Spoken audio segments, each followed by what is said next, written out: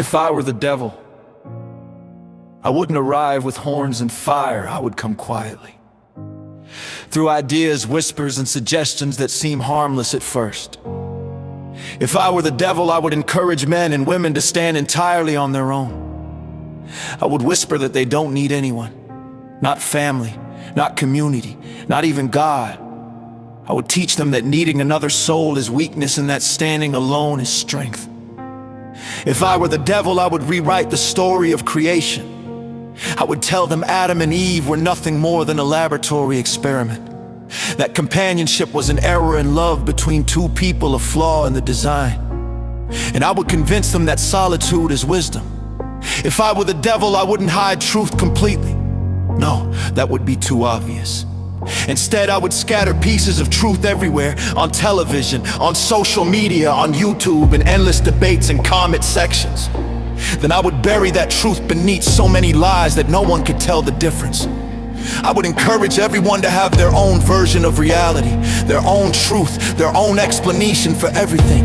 Because if everyone believes something different, almost no one will recognize the real truth when it stands before them. I would create endless rabbit holes, ideas, distractions, arguments, until people wander deeper into darkness, believing they are searching for light. If I were the devil, I wouldn't simply divide people. I would scatter them. I would convince each man and woman to find their own tree in a vast forest and build their life around it. Their own beliefs, their own experiences, their own little kingdom.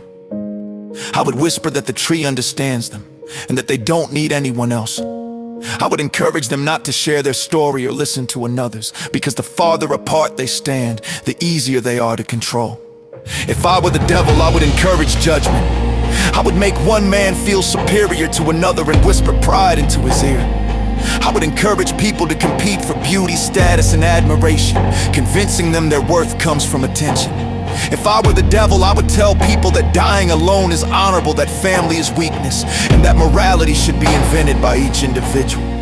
I would convince them that ancient commandments are outdated, and that every person should write their own rules, then watch them compete endlessly to prove whose rules are best.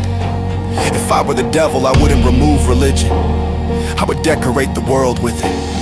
Crosses on shirts, crosses on necklaces, crosses in every store window. But I would make sure they worship the symbol instead of living the message. I would turn the cross into an idol while they ignore the words of the one who died upon it. If I were the devil, I would whisper that their sins aren't so bad as long as no one knows. I would place a stone in every hand and remind them of their old pain, then place another person before them and whisper to throw the stone. If I were the devil, I would teach people to glorify themselves. I would convince them sacrifice is weakness and helping others is foolish. And if I were the devil, I would create wars. I would convince the world there is no holy land, but quietly allow wars to grow around it, closer and closer, until one day a missile falls upon the temple. Then I would whisper to rebuild it quickly and place a throne there, because by then I would be ready to sit upon it and declare myself as God. And by that time I would have most of humanity looking outward instead of inward. I might lose a few, those who learn to live in the present moment and find truth in stillness, but the rest would be busy blaming one another, pointing fingers while ignoring the three pointing back at themselves. And if I were the devil, I would place mirrors everywhere. I would encourage people to stare into the physical mirror, judging their appearance and measuring their worth by what they see outside. But I would do everything possible to keep them from looking into the mirror within. Because the moment a person truly sees themselves, pride, fear, selfishness, and their capacity for love, my power begins to fade. And that is the one mirror the devil hopes you never look into.